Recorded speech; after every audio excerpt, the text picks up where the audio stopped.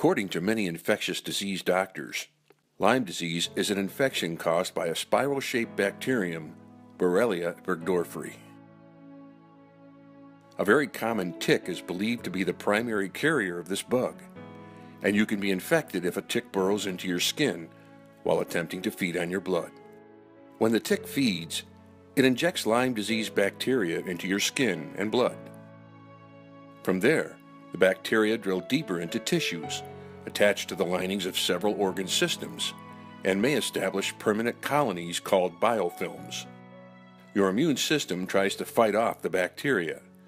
Those tissues become inflamed, and an uneasy truce develops between you and the bacteria that may ultimately become a persisting infection, causing chronic disease. Diagnosis of Lyme disease is a difficult process because the available blood tests are reliably inaccurate. The algorithm that doctors rely on for making the diagnosis is convoluted and applicable to only about half of the Lyme disease cases in the country. The standard treatment for Lyme disease is a few weeks of antibiotics, most often oral doxycycline. Although many doctors believe that this approach kills the bacteria and cures the infection, new research reveals that the bacteria can survive antibiotics and continue to cause disease symptoms long after the antibiotic treatment ends. The symptoms may become progressively more debilitating and may be life-threatening. Unfortunately, this may be the disease course for as many as half of everyone who develops Lyme disease. In addition to Borrelia, ticks harbor other disease-causing microorganisms that can add to the severity of the disease, such as the bacteria Ehrlichia, Anaplasma, and Bartonella, and the malaria-like protozoa Babesia, and possibly others. Ticks are also known to carry and transmit at least 2 viruses that can cause encephalitis, a type of brain inflammation. It's very unfortunate for Lyme disease patients that the practice of medicine has not kept pace with what we know from published research studies on the nature of the microorganisms responsible for Lyme disease symptoms.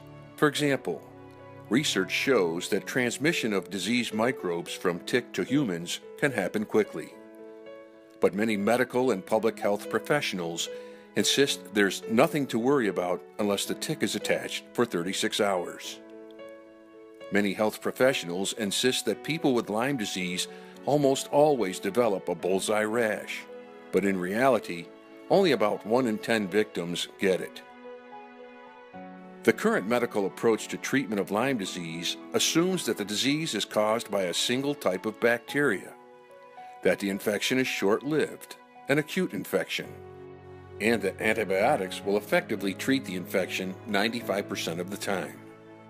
While this is true for about half of those afflicted, the reality is that for the other half, Lyme disease can become a chronic, disabling, progressively worsening disease. Unlike the better-known frontal pathogens, tick-borne bacteria are truly stealth pathogens with remarkable capabilities to invade their hosts, evade the immune system, survive antibiotics, and live on. Reluctance on the part of many doctors to acknowledge that Lyme disease is much more than a simple infection caused by one bacterium has created an adversarial relationship between people with Lyme disease, their physicians, and the Centers for Disease Control and other public health agencies. This has permitted Lyme disease to grow to epidemic proportions in New York, in the United States, and around the globe.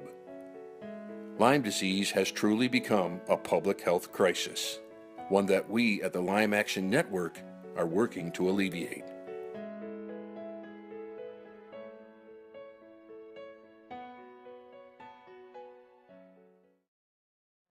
And a campaign has been set up called Fight Lyme Now to develop a new test for Lyme disease. Joanne Baskett from Swindon is currently living with the condition and is frustrated with it not being taken seriously.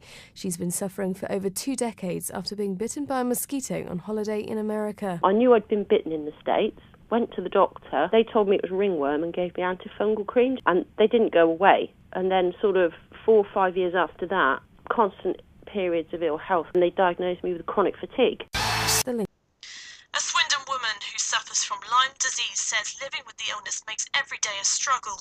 A national campaign has been launched to help raise awareness for the condition, but Joanne Baskett believes new tests need to be developed to help diagnose patients sooner.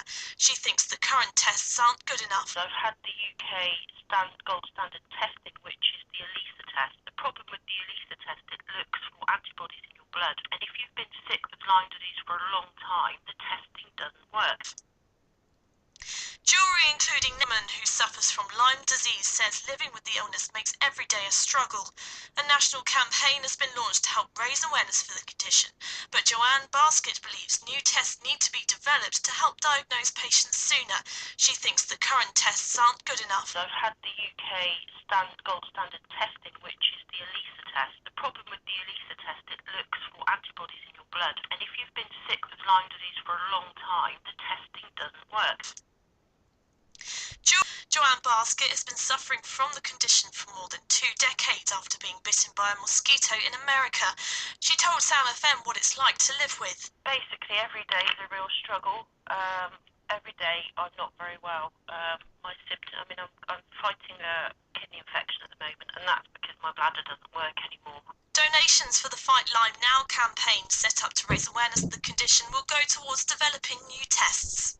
Diagnosed Lyme disease aren't good enough. Joanne Baskett has been suffering from the condition for more than 2 decades after being bitten by a mosquito in America. She told Sam FM what it's like to live with. Basically, every day is a real struggle. Every day I'm not very well. My symptoms, I'm fighting a kidney infection at the moment, and that's because my bladder doesn't work anymore. Donations for the Fight Lyme Now campaign, set up to raise awareness of the condition, will go towards developing new tests. And a Swindon woman is backing a campaign to raise awareness and money to develop a new test for Lyme disease. Joanne Baskett, who suffers from their condition, is concerned that many cases of the disease are being misdiagnosed. She says that doctors need to be more mindful about the condition. Doctors are saying that, it's become fashionable to have Lyme disease, and they just look at you and they will not take you seriously. And this is what doctors need to do. They need to listen to their patients. We know our bodies better than anybody. Yeah.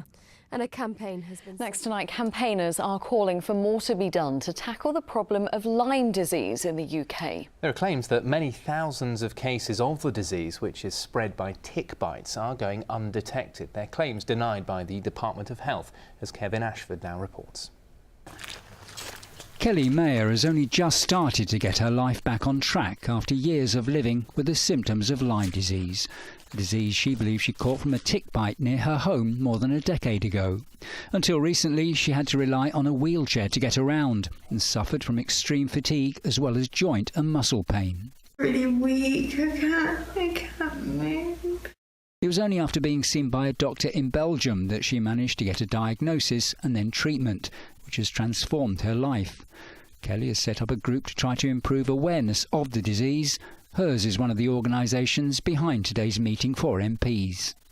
The amount of suffering that this can cause, you think you've reached the worst and then something else pops up. And we know that thousands more people are going to be infected with Lyme disease, and the way things currently stand, there is a shocking number of cases being missed or misdiagnosed, and people developing debilitating illnesses completely unnecessarily.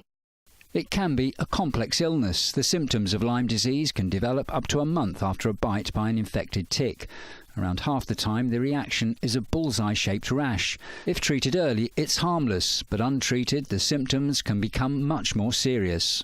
No diagnosis? No diagnosis because... Dimitrios Loukas is also a Lyme disease sufferer. He too had to go abroad before his condition was diagnosed and treated. The group he set up has just carried out research which suggests the number of undiagnosed Lyme disease cases in the UK could run into thousands, possibly hundreds of thousands. We need a dedicated clinic set up immediately to look after those people, those patients that have fallen through the net. And I must make it clear that there are children suffering from this disease who also test negative, just as I did. It's just unacceptable. We also need funds to be authorised, to be allocated to the development of a new testing system. There are a lot of people out there with conditions like chronic fatigue, fibromyalgia, psychiatric conditions, autoimmune conditions that may actually be infected by I'd call it the sort of signature agent of Lyme disease, and that's an organism called Borrelia. However, the Department of Health disputes claims that cases are being missed. They say, unlike private laboratories, UK testing for Lyme disease uses robust, scientifically validated methods, and there's no evidence that large numbers of cases are going undiagnosed. The size of the tick population in the UK is said to be increasing, another factor likely to increase the number of diagnosed cases of Lyme disease in the country too. Kevin Ashford, ITV News. Well, earlier I spoke to Joanne Baskett. She's a mum of 3 from Swindon who was bitten by a tick while on holiday in America. And I began by asking her when she first noticed her symptoms. Well, it was 23 years ago, the first time I got bitten. And I've subsequently been bitten in 2009-10 in my own garden. I came back from being abroad in the States, and I felt very fluey, very unwell, but I did have like the bullseye rash on my back and on my arm, but I didn't think anything of it. I just thought that they were mosquito bites. I'd never heard of Lyme disease. I didn't, think that was a problem. So I came back, went to my doctor's. He gave me antifungal cream to put on the bullseye rash, and that didn't make it go away, and it sort of lasted for about 6 weeks. And during that time, my health just started to go down. I just felt really, really, really exceptionally tired, like flu, but 10 times worse. And Joanne, how long did it take for you to be diagnosed with Lyme disease? Only 2 years ago. An NHS neurologist decided to test me for Lyme disease, and I was like, well, what's that? And she said, oh, go home and just research it. So I did, and it was like an aha moment, because when I saw the bullseye rashes, I just knew that that's what I'd had, because they was exactly the same. Joanne, just tell us the impact this has on your life. Oh, it's been devastating. I lost my home, my job. I can't afford to pay for treatment. I have no family support. It's just me and my children. It's really tough, and it's ruined my life. And Joanne, just finally tell us what needs to happen for you to get better. Well, what we need in this country, we've got these guidelines that are being set, but that's going to be maybe next year or the year after. Immediately, we need acceptance of foreign tests, because they're at the same level as what the PHE tests are in terms of their accreditation. And we need a clinic ASAP, and we need specialists in to run that. That was Joanne Baskett speaking to me a little earlier.